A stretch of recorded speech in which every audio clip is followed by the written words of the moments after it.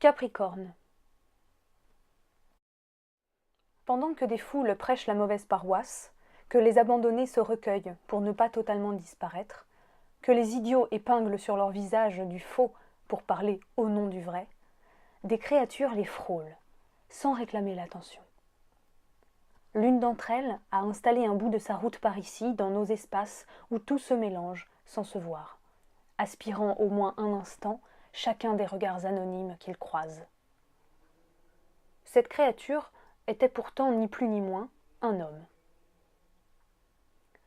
En profondeur, il avait fui en conscience le bruit du monde courant, étoffant en apparence sa puissance dans un grand corps aiguillé par 2 yeux d'enfant.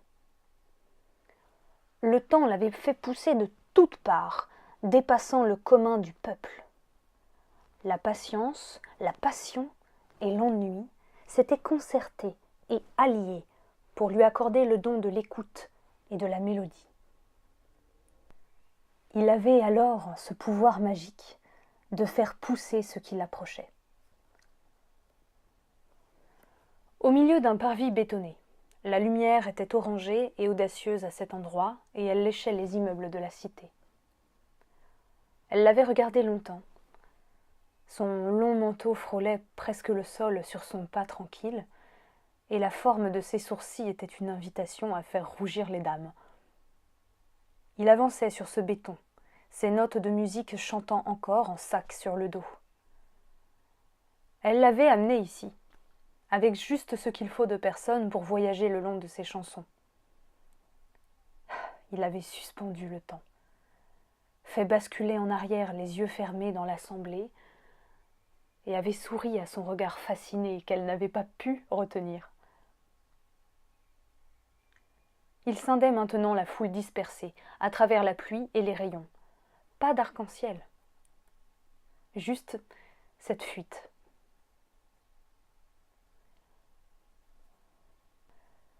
Son outil fidèle est un couteau qui taille le bois, et à sa ceinture épaisse, seuls les rêves ont façonné de fines poignées, durables, où s'accrocher. Ses veines sont lisses et hâlées, laissant le vent s'infiltrer. À peine au-dessus des terres, on pouvait parfois le regarder partir. Si le vacarme s'écarte, il reviendra. Bien installé dans son corps, il naviguait sans ses craintes. Ces dernières s'étaient échouées dans un désert de plastique, laissant place à des lendemains paisibles et à une peau nettoyée par de jolies vagues d'audace. La simplicité était son cheval de bataille.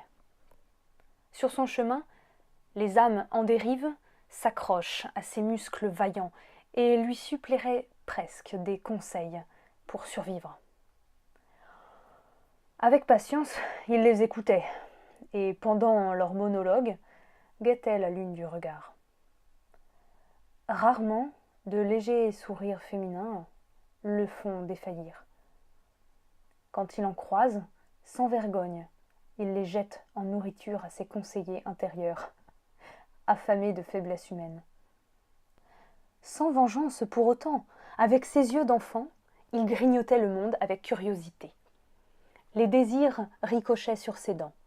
Les vagues continuaient de fracasser la rive et les rochers, rouges et bruns, inlassablement. Voilà le portrait qu'elle imaginait faire de lui, même si elle ne savait pas peindre. À l'autre bout de sa route solitaire, il faisait nuit noire quand il sortit de ses pensées. Les étoiles, ça brille, mais combien de temps ? Il riait de lui-même, soupirant avant de gratter sa guitare avec ses ongles longs. Les humains ne sont pas des étoiles. Ils jouent aux dieux avant la prochaine étape. L'aube réveilla le poids de ses souvenirs et lui mouilla ses pieds nus. Loin de là, une femme, pétillante quand elle ne sombre pas, ne s'inquiétait pas. Elle guettait en douce un message, mais ne l'attendait pas.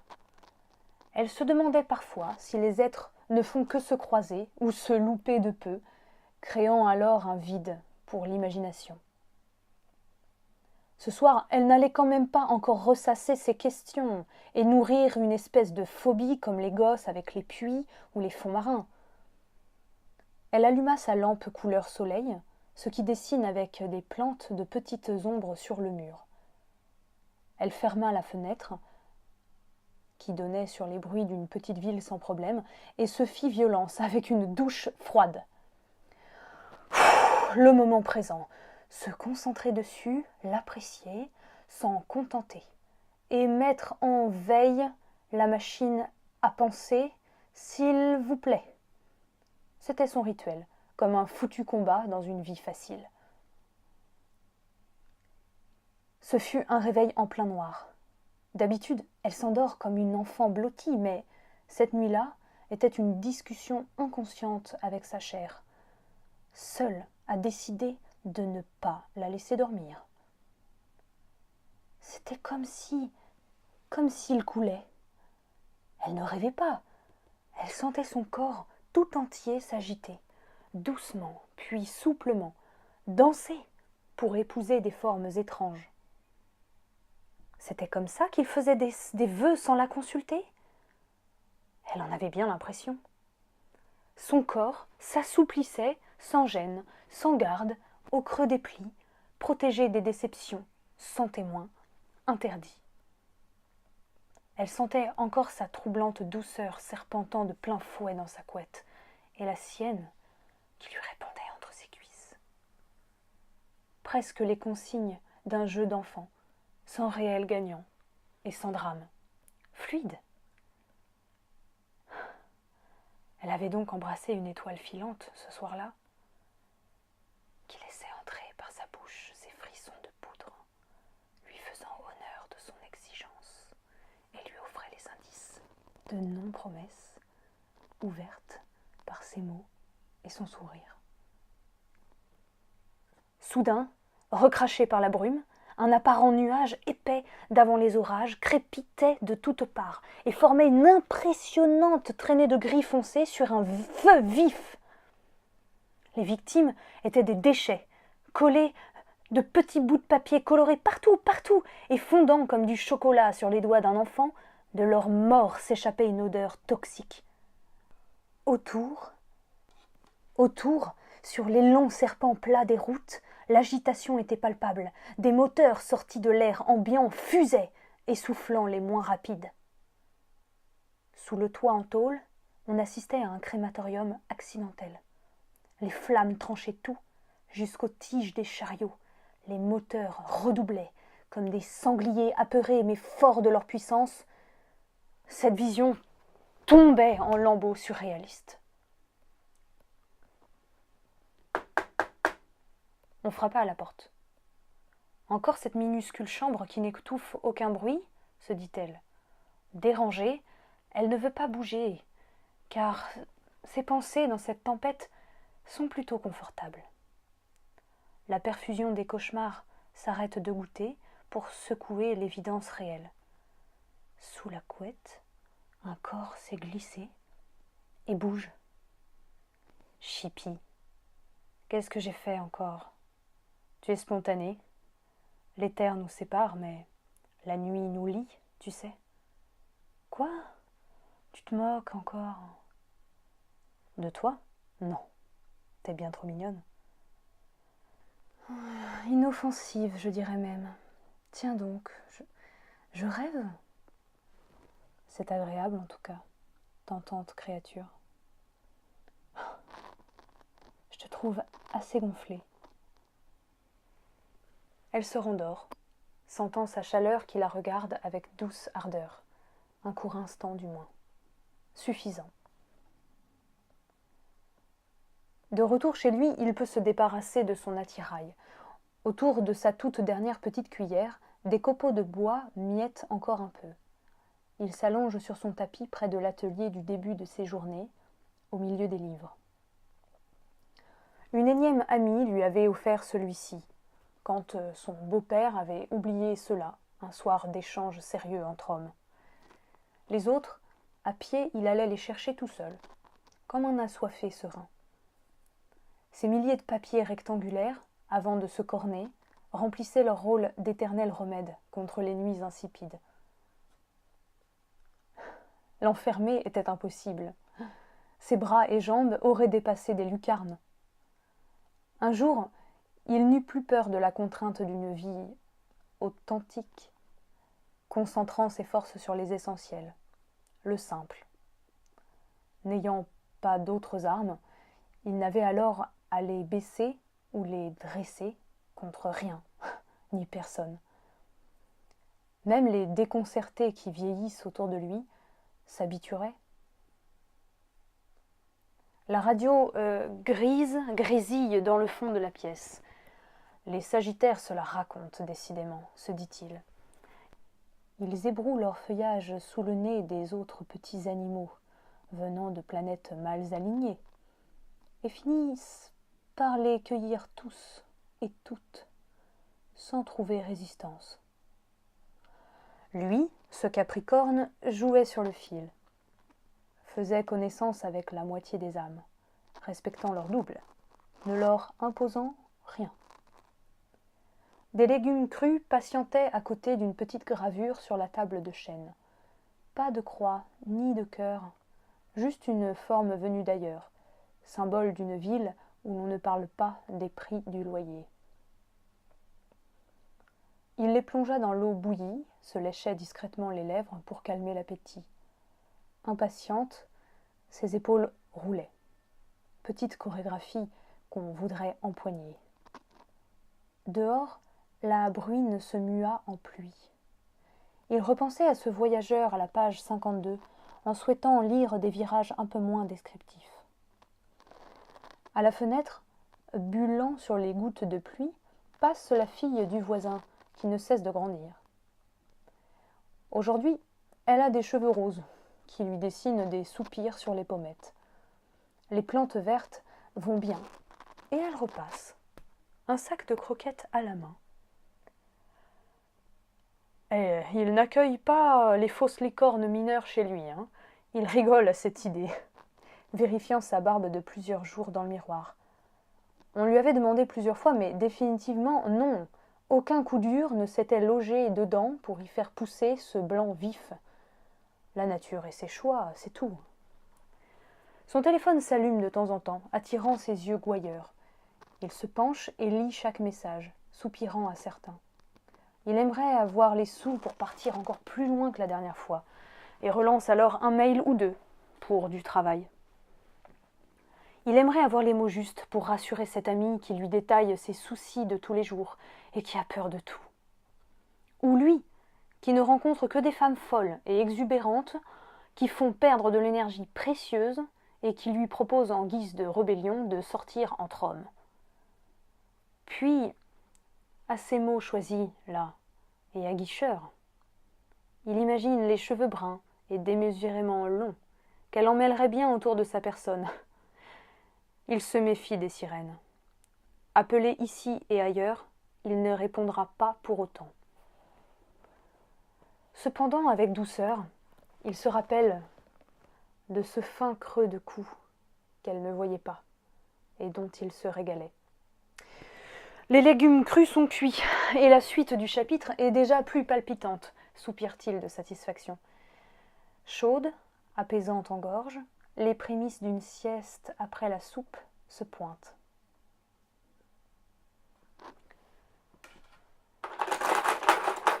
Il ne l'avait pas vue s'approcher de la grande vitre, droite comme un piquet au milieu des tuteurs. Son petit corps entêté de rose fabrique beaucoup de buées entre les tiges vertes de la terrasse. Elle ne bouge pas, et ses yeux dodelinent comme un signe de subtile impatience. Après une hésitation, ces gosses ont déjà des amis imaginaires, non, pour les sortir de l'ennui. Il se lève. En redressant son corps, qui faisait 3 fois la taille de l'intrus, il faillit s'attendrir, mais voit sur les dalles mouillées une multitude de croquettes qui s'écrasent vite. Qui avait donc peint ce tableau improbable ? « Tu as besoin de quelque chose ? » « Je n'avais pas spécialement envie de refaire la déco de ma terrasse, tu sais.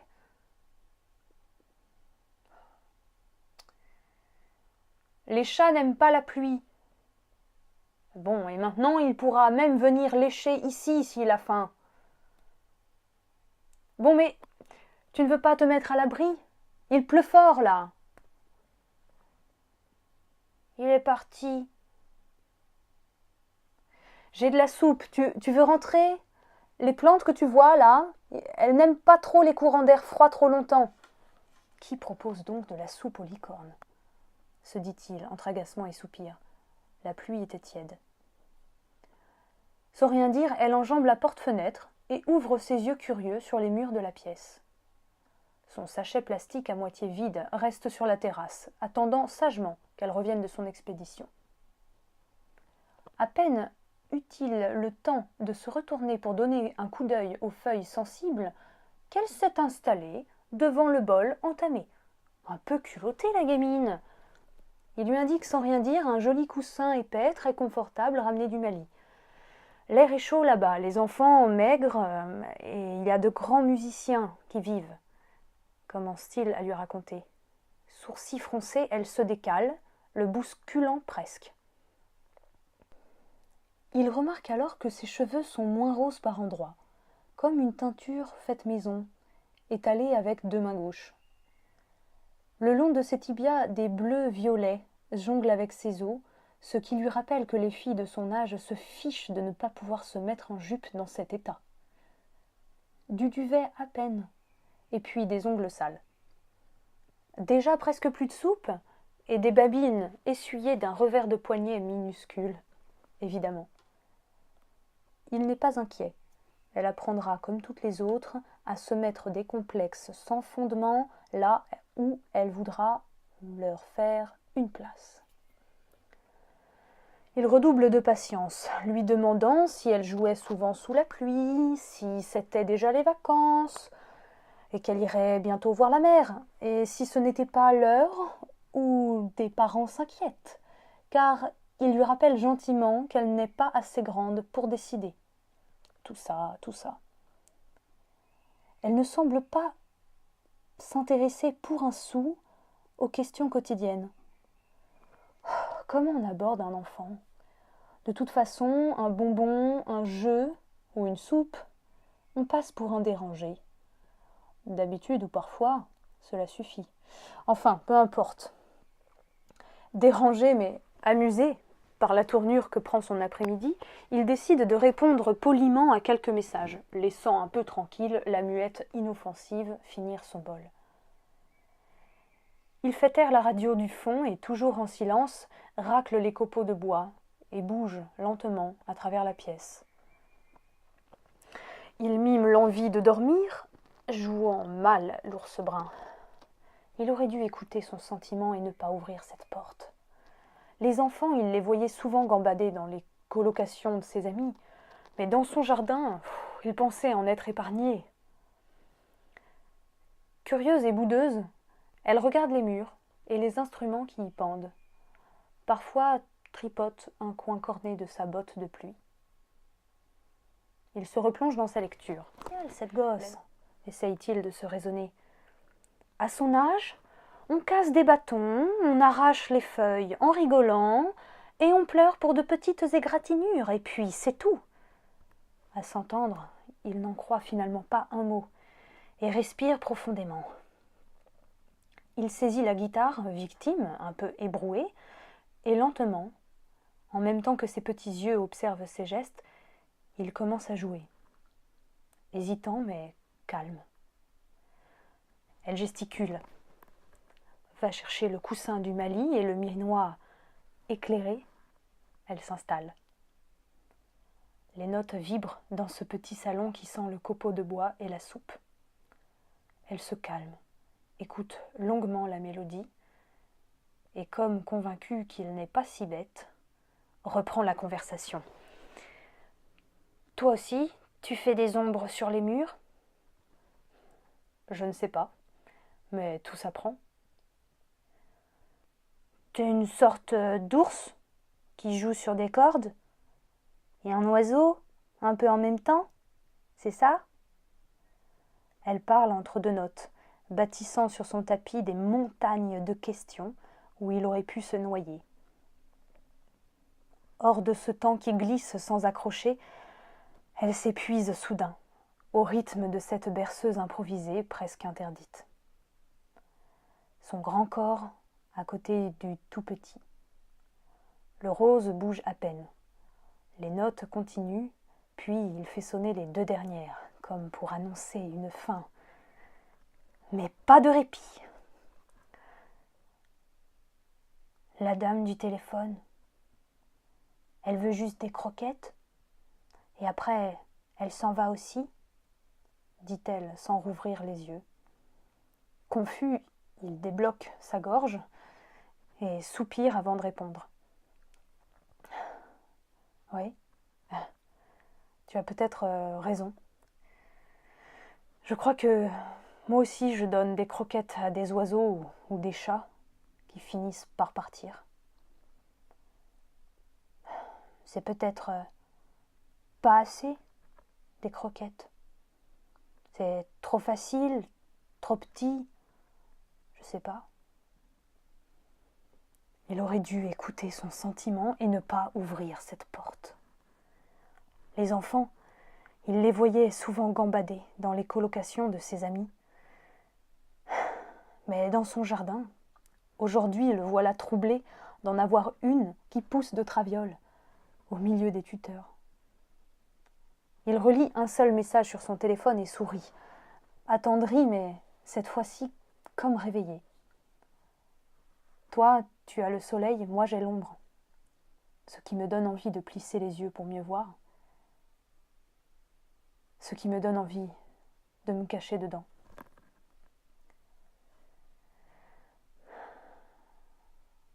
Il a à peine le temps de cligner ses yeux dans le vague que l'intrus s'est redressé au milieu du salon. Sur son corps, tout égratigné et rosé sur le dessus. La curieuse boudeuse ajuste ses petits gestes et sort dans la même enjambade qu'en arrivant. Les croquettes ont fondu.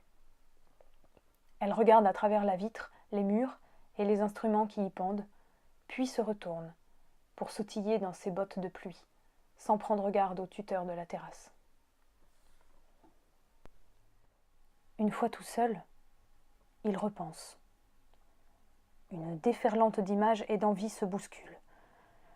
Il en verrait bien valser, là maintenant, tout le tranquille de ses livres, et la radio qui prédit de mauvais horoscopes.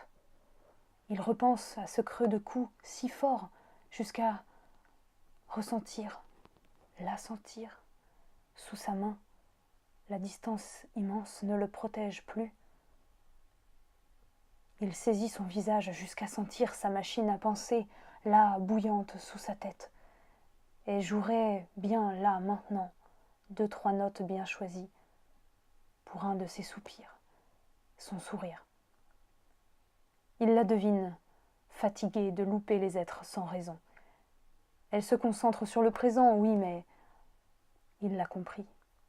Elle n'abandonne pas les tracés de ses chemins dans le vide, et crie avec une craie de rêve qui ne s'efface pas vraiment. Les instruments au mur restèrent muets. La radio ne grésillait plus. La pluie avait cessé depuis un temps incalculable. Loin de là, une femme sort de la douche, ouvre la fenêtre et allume la musique. Sur son écran, un nouveau message.